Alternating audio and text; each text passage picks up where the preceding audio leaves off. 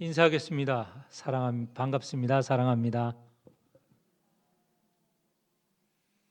네, 온라인으로 참석하신 분이 있습니다. 반갑습니다. 사랑합니다. 두 분이 화면을 열었는데 얼굴은 보이지는 않네요. 네.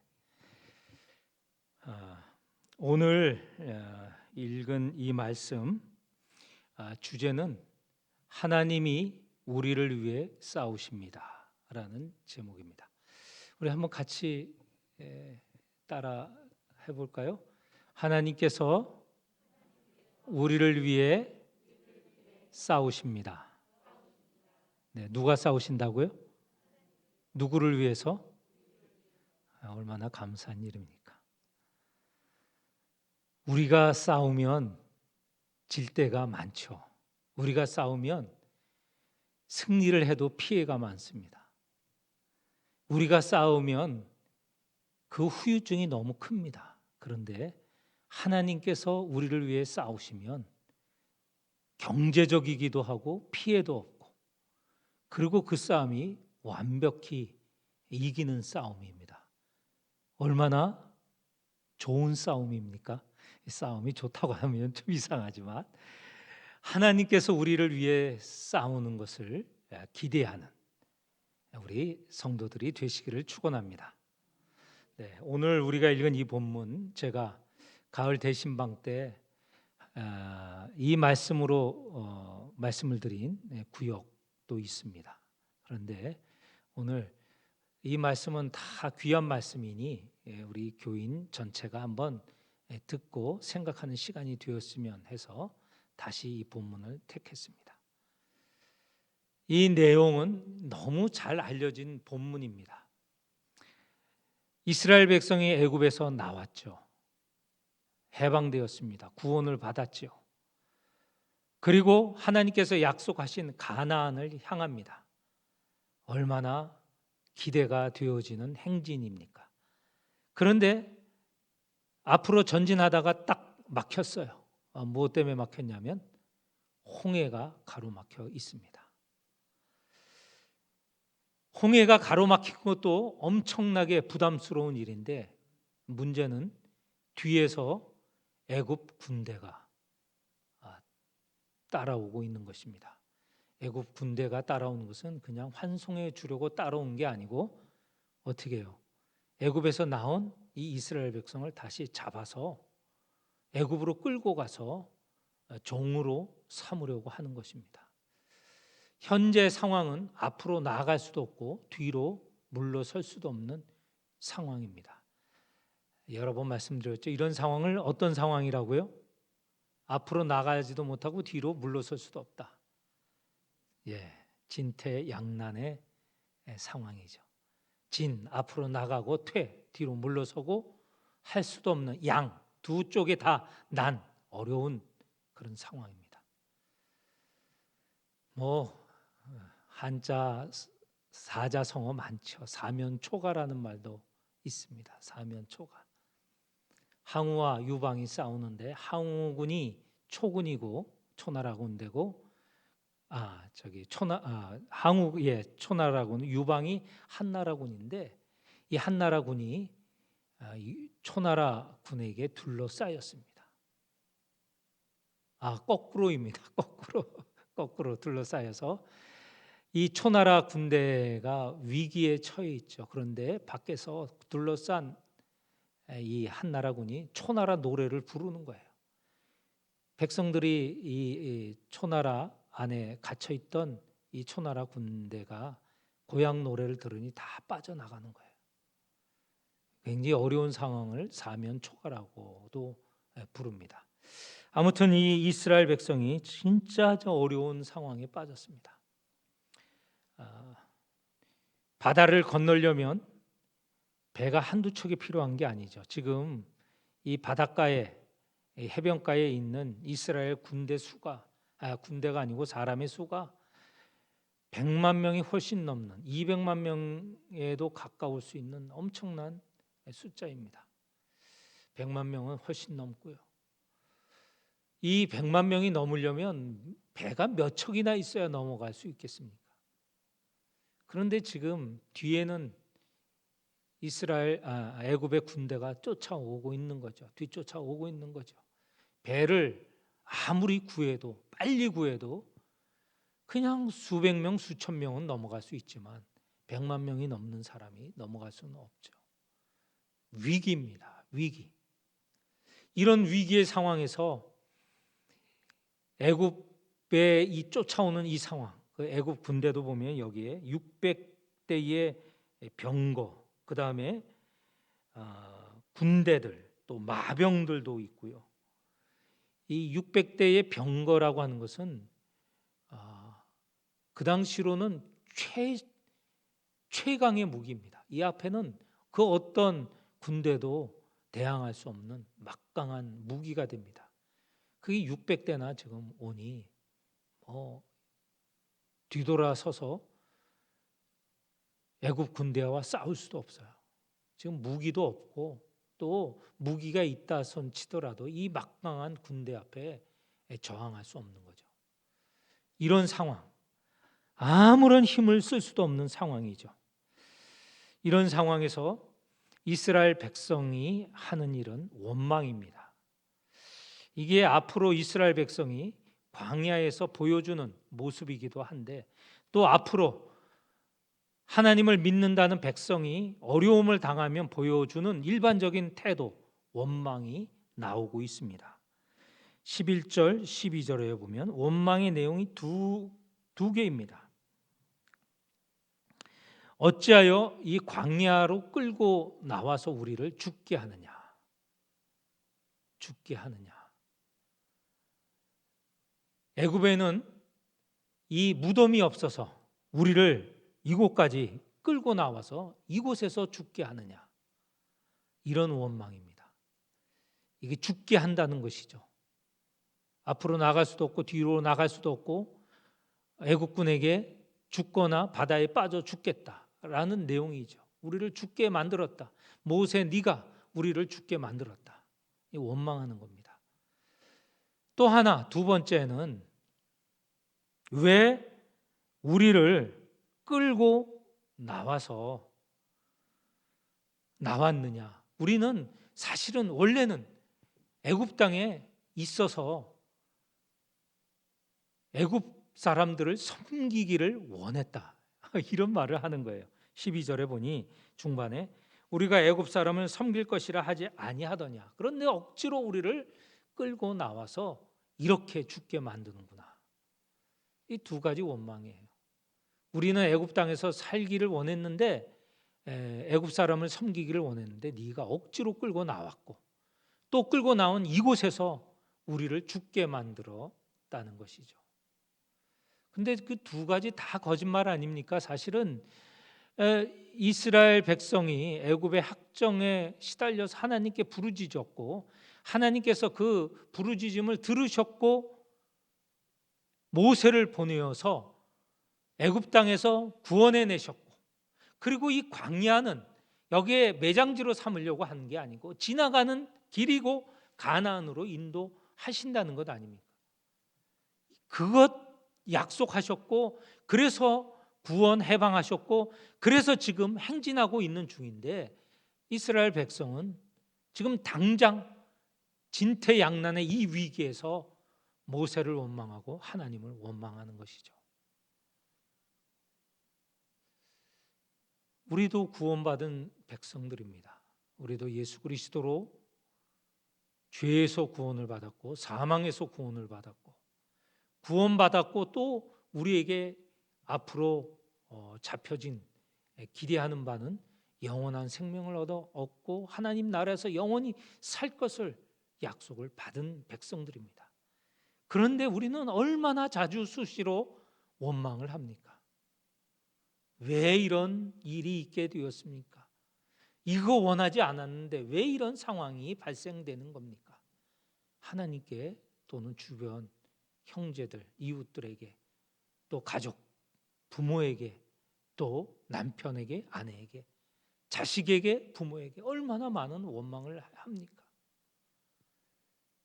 그 원망의 전형적인 모습이 오늘 이와 같은 이 이스라엘 백성의 원망이죠. 좋을 때는 정말 하하하 허허허 호호호 웃으면서 보내는데 조금의 어려움이 있고 위기가 발생하면 원망이 그냥 저절로 쏟아져요. 제가 그렇다는 것입니다. 제가 이런 좋을 때는 이렇게 웃지만 좋지 못하고 여러 가지 어려움이 닥치게 되면 원망하죠. 이런 상황에 몰려 있습니다. 백성의 위기이고 또 지도자인 모세의 위기였습니다. 그런데 모세는 어떤 믿음을 갖고 있었느냐? 13절, 14절의 내용인데 모세가 백성에게 이르되 13절입니다. 너희는 두려워하지 말고 가만히 서서 지금 너희가 이 진퇴양난에서 할 수 있는 일이 없다는 거예요. 가만히 서 있으라는 거예요. 앞으로 전진하려면 배를 만들어야죠. 어림이나 있습니까? 이 100만 명이 넘는 이 사람을 어떻게 배를 태워서 건너게 할 수 있습니까? 그렇다고 뒤돌아서서 애굽의 군대와 싸웁니까? 그것도 어림없는 일이죠. 창이 있습니까? 칼이 있습니까?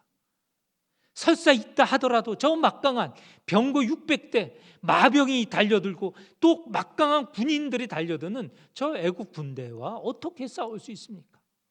싸울 방법은 없다라는 거예요. 너희들이 싸울 방법은 없다. 싸울 힘도 없고 방법도 없다. 너희들이 할 일은 뭐라고요? 가만히 서 있으라. 그러면 어떻게 되느냐? 오늘 여호와께서 13절 중반입니다. 여호와께서 오늘 너희를 위하여 행하시는 구원을 보라. 하나님께서 너희들을 지금 이 죽음의 상황에서 위기의 상황에서 그냥 두시지 않으시고 구원하신다는 거예요. 그 구원을 어떻게 이루시는가? 14절 여호와께서 너희를 위하여 싸우신다. 너희는 가만히 있을지어다. 싸우는 전사는 하나님이시다라는 거예요. 하나님이 군인으로서 전사로서 싸우시니 너희는 가만히 있으라. 가만히 있어. 너희들이 해봐야 싸움에 이길 수도 없고 가만히 있으라. 하나님께서 싸우신다. 어떻게 이기시죠? 하나님께서 어떻게 이스라엘 백성이 이 승리를 얻게 되죠? 이스라엘이 하는 일이 있었습니까? 없었어요. 우리가 이 14절 이후 15절 이하의 14장 뒷부분에 보면 하나님께서 모든 것을 다 하셨어요. 어떻게 하십니까? 하나님께서 모세를 사용하여서 모세의 지팡이를 들게 하여 바다를 향하게 하였고 바다를 향하였더니 동풍이 불었고 바다가 갈라지고 마른 땅이 나왔고 그 마른 땅을 향하여서 이스라엘 백성 수많은 이스라엘 백성이 마치 마른 땅 보통 땅을 걷는 것처럼 걸어가게 되었고 바다를 지나가게 되었고 뒤따라오는 애국 군대, 마병 그리고 병거 그 모든 군대는 어떻게 되었습니까? 이스라엘 백성이 다 지나간 후에 다시 바다가 합쳐져서 그 모든 이스라엘 애국 군대가 다 몰살당하였습니다. 이스라엘은 한 일이 없어요. 모세가 하는 일, 다시 말해서 하나님이 지시한 대로 행했을 때 이스라엘은 구원을 얻었어요. 그렇지만 애국 군대는 몰살을 당했습니다. 하나님이 싸우신 것이죠. 하나님이 하신 것이죠. 하나님이 싸우실 때 이스라엘 백성은 승리를 얻었습니다. 하나의 피해도 없이 승리를 얻었어요. 온전한 승리를 얻었어요. 이것이 귀한 교훈입니다. 오늘 우리가 우리 상황에도 적용해 본다면 우리에게 닥친 위기, 환난 어떻게 극복할 것인가? 우리의 지혜와 우리의 능력과 우리의 가진 것을 가지고 저항하고 싸우려고 하면 싸움에 지는 때도 많고 설사 이긴다 하더라도 처음에 말씀드렸던 대로 엄청난 손실이 있게 되고, 그리고 싸우고 이기고 나서도 그 피해가, 그 상처가 크다는 거예요. 하나님 하실 때 온전한 승리가 이루어지는 것입니다. 몇 가지 예를 우리가 좀 확인을 했으면 좋겠습니다. 우리가 요즘 사사기를 읽고 있죠.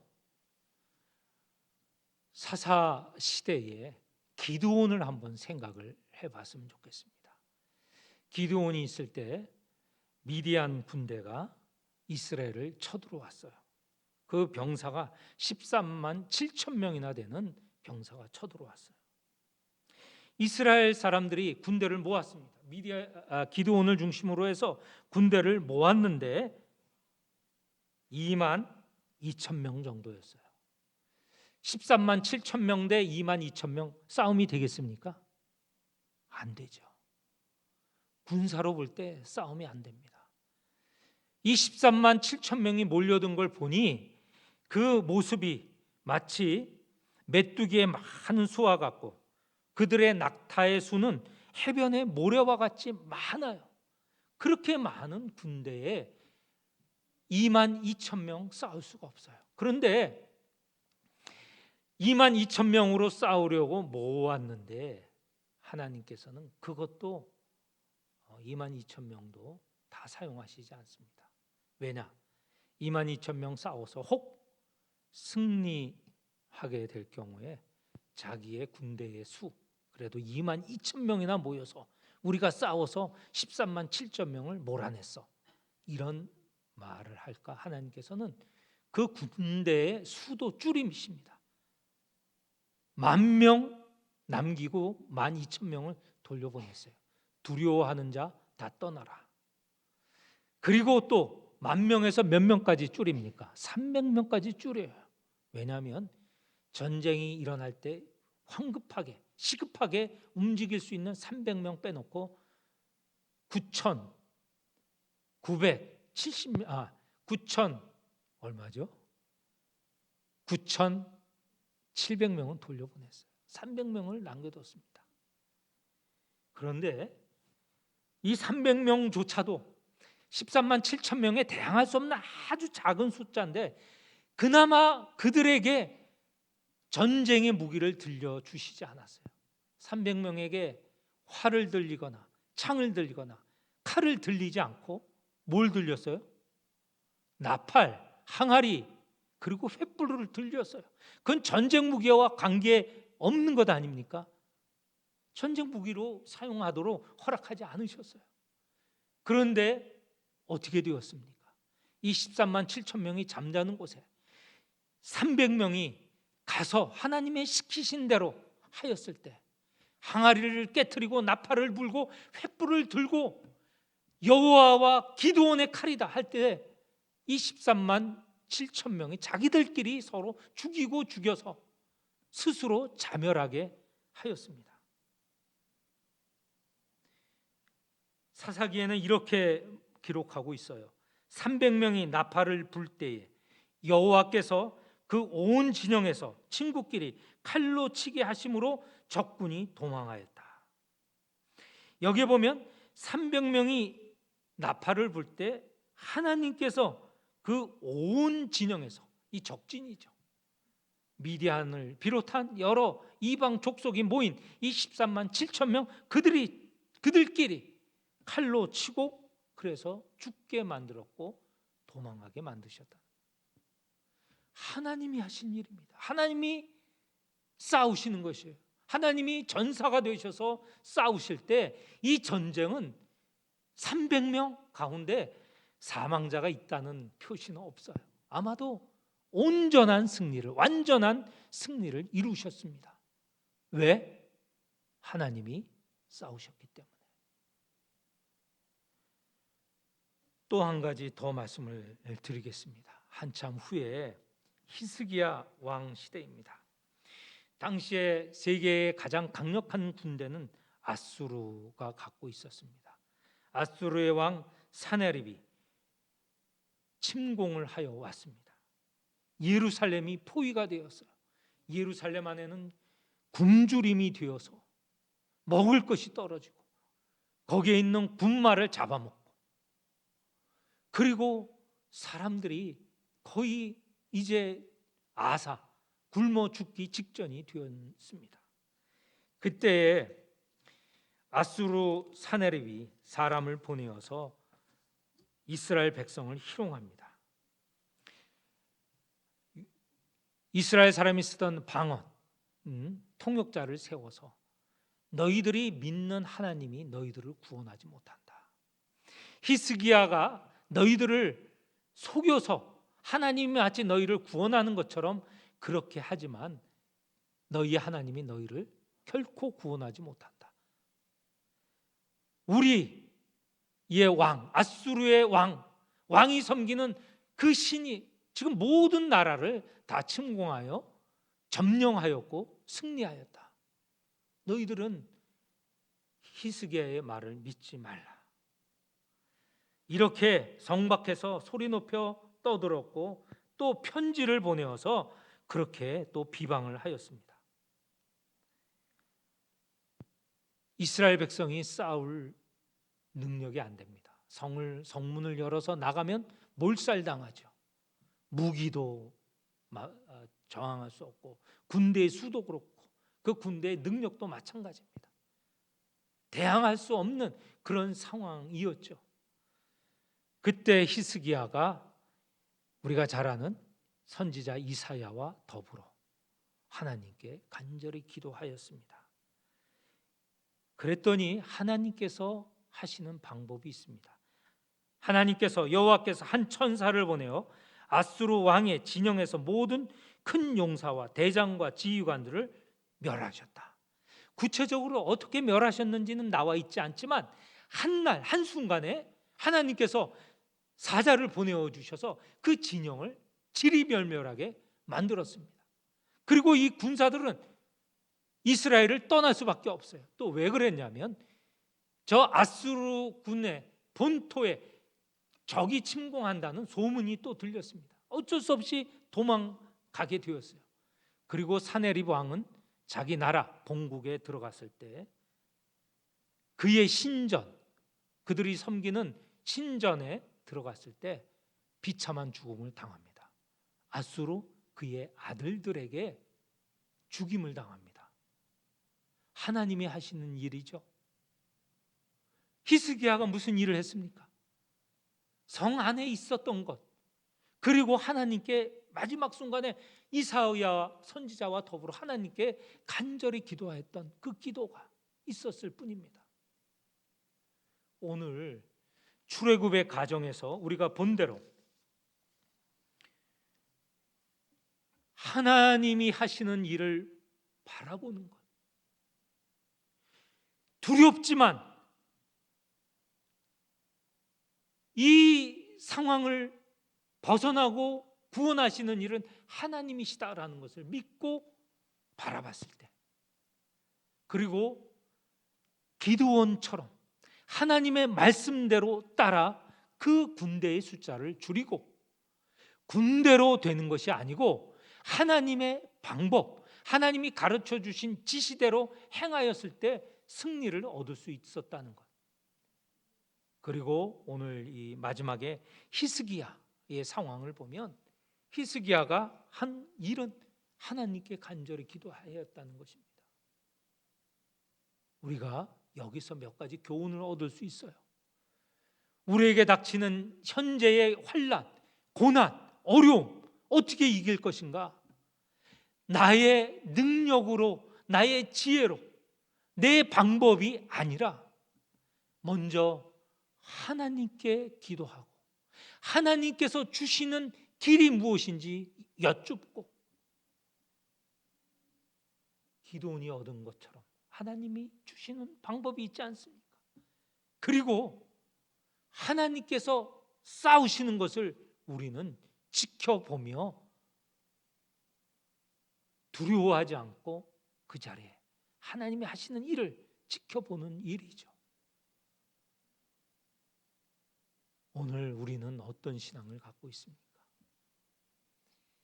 위기가 있을 때 서둘러서 내 능력으로 해보려고 하지 않습니까? 그것이 우리가 마땅히 해야 될 길이라고 착각하고 있지 않습니까? 오히려 급하고 더 바쁠 때, 더 지금 시급할 때 우리는 가만히 서서, 가만히 움직이지 말고 서서 하나님께 여쭙고 하나님의 방법을 우리는 간구하여야 되겠습니다. 하나님이 하실 때 온전한 승리를 얻을 수 있다는 것, 오늘 이 말씀을 통하여서 우리 마음에 새기는 한 시간이 되시기를 축원합니다.